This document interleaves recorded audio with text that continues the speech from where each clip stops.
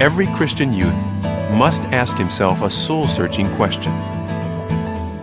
What will I do with my life?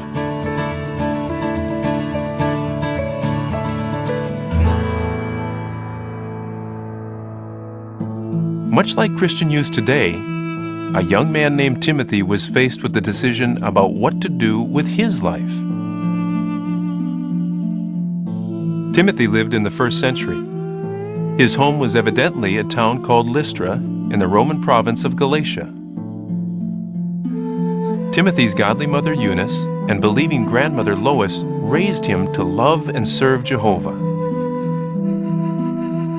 However, Timothy's father was an unbeliever, and as such would likely have promoted the goals offered by the Roman world. Like young ones today, Timothy would undoubtedly have been subjected to the influence of instructors who would promote worldly philosophy. What would he do with his life?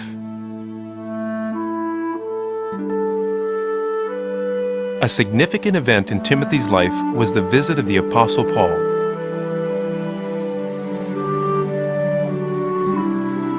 In time, Lois, Eunice, and Timothy all became Christians.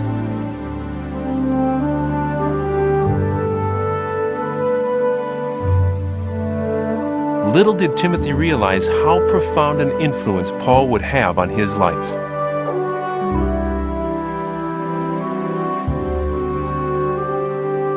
By the time Paul returned to Lystra, Timothy had grown into a well-respected young man. Paul chose him to be his traveling companion.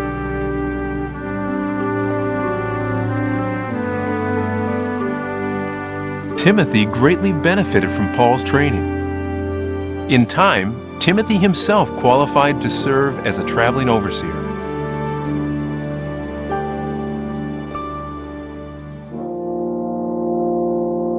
After years of association together, Paul and Timothy were separated. Paul had been arrested and sentenced to death. Before his execution, Paul wrote Timothy a final letter.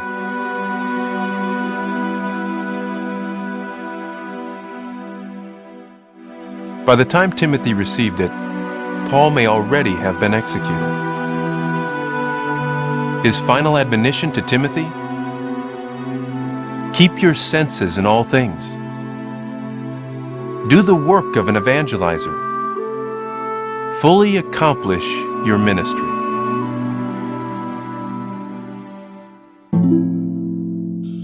Like young Timothy, Christian youths today face a choice: whether to use their lives in vain pursuits or in the service of Jehovah.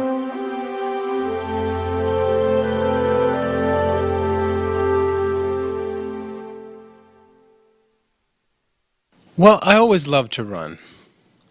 I guess it started when I was little. I'd race all the kids in the neighborhood. When I got older, I'd run just to clear my mind. Running just seemed to come natural to me. In high school, running on the track team became the most important thing in my life. But in the spring of my junior year, some things were happening that took my mind off my game. Go! Go! Wake up, Andre!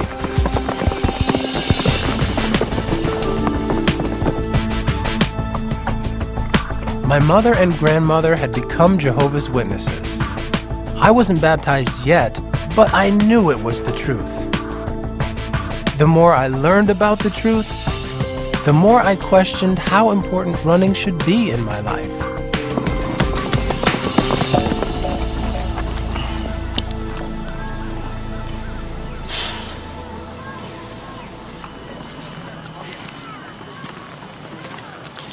Andre, everything okay? Yeah, good. Everything's great. Fell asleep at the wheel back there. Lost a lot of time. Yeah, I know. You know, I expect a lot more from my star sprinter. You seem distracted. It's not about me pulling you from the winter invitational, is it? No, Coach, that's You know ancient how history. strict the school is about letting students compete with an injury? Insurance, liability. Coach, that's not it, really. Look, I did zone out, but it won't happen again, I promise. That's what I wanted to hear, Andre.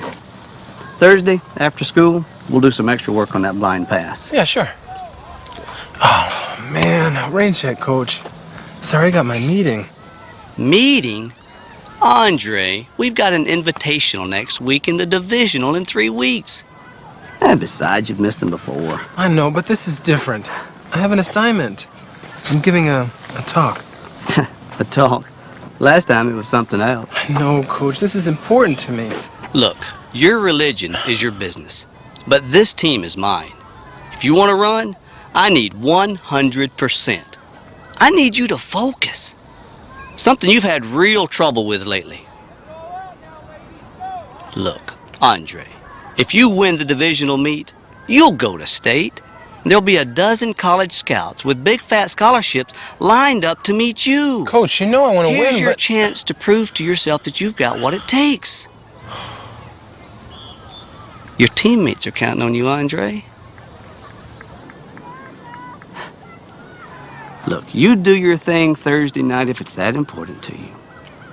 But you're mine after that. Got it? Got it. Now hit the showers. Sure thing, Coach.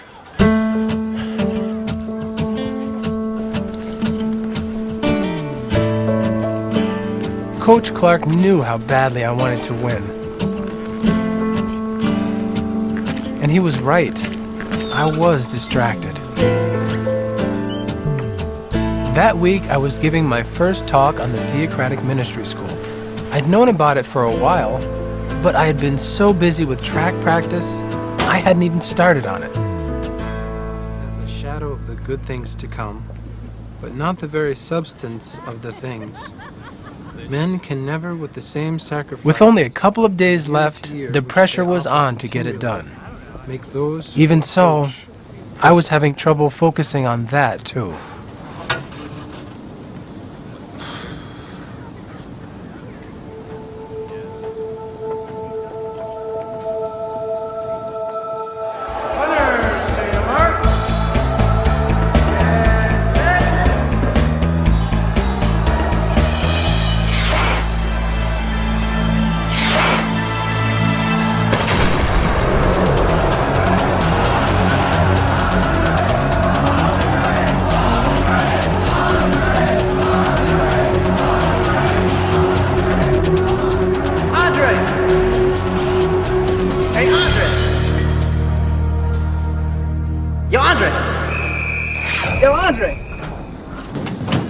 Yo, Dre. I was wondering where you were. Oh, hey, Berto. Man, you becoming a regular monk or something. Just doing some reading, that's all. Maybe you should do some reading on how to take off when I hit my mark. Like you never messed up? Besides, I made up the lost time. Come on, man. It's like your head's not in the game anymore. Ever since you started hanging out at that church. Kingdom Hall. Whatever. It's like you've been going through changes or something. I mean, when was the last time we just hung out? You always got some lame excuse. Look, everything's okay between you and me, really. I just got a lot going on, that's all. Berto, trust me. We're gonna win. We better. For 2 good reasons. Reason number 1, college scholarships. You need it, and you know I need it. What's reason number 2? Our pictures on the cereal box. After we win the gold at the Olympics, right? Got that right. After the Olympics. Hey, Mom. Hey, Grandma.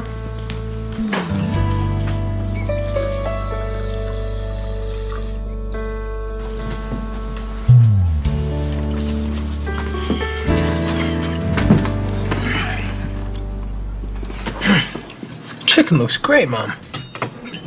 Andre, don't you owe me an explanation? I'm sorry, Mom. Practice just ran late. Again? Well, like Dad says, practice makes perfect. Do they have to work you so hard? You barely have time for anything else. Like that talk you have this week. Hey, Dad. I will. Hi, honey. Hey, son. Hey, Grandma. Hey, hon. How was work? Not one of my better days. My new website kept crashing. Dad, we worked on that blind pass today. It needs a little work, but I think we're real close. Oh, and the 100-meter sprint? They may as well give me the trophy now. Oh, that sounds great, son. Yeah, Coach Clark is a little worried, but I think if we can ace the Invitational next week, then a divisional in 3 weeks is in the bag. Oh, divisional in 3 weeks. Andre, I'm not going to be able to make it. I'm going to be out of town with some investors that week. Oh, no big deal, Dad. I know you're disappointed. I'm going to make it up to you. I know how hard you trained for this. Maybe a little too much training. How's that? Well, I think it's too much for him. He hardly has time to eat, and I know that it's affecting his grades. My grades are okay. Okay. Andre, okay isn't good enough. Once you're in the business world, you have to be better than everyone else, or you'll get eaten alive. Dad, I just got a lot going on, that's all. Practice, tests, and all that. Let's see. Practice, tests. Aren't you leaving something out? What about all the time you spend going to those meetings? But you said it was okay for me to go. If it didn't interfere with school. Right. Honey, I don't think that going to the Kingdom Hall is the problem. No, Dad, it's just that Coach Clark has stepped up our training. Andre, if you try to do it all, something's going to suffer. You're going to have to start being more responsible, son. Will, this Thursday, Andre's going to do something very responsible. He's going to give a talk in front of 100 people at our congregation. Well, I don't see how that's going to help him do better in school. Or anywhere else for that matter.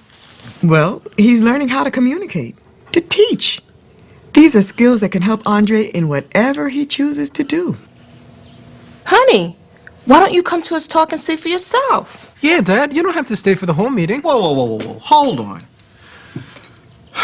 We all had an understanding, right? This is not my religion, it's yours. No offense, son. I will not go to the Kingdom Hall. Not now, not ever. Understand? Honey, I just thought that Now, it'd if you be don't good mind, I would like to finish my dinner.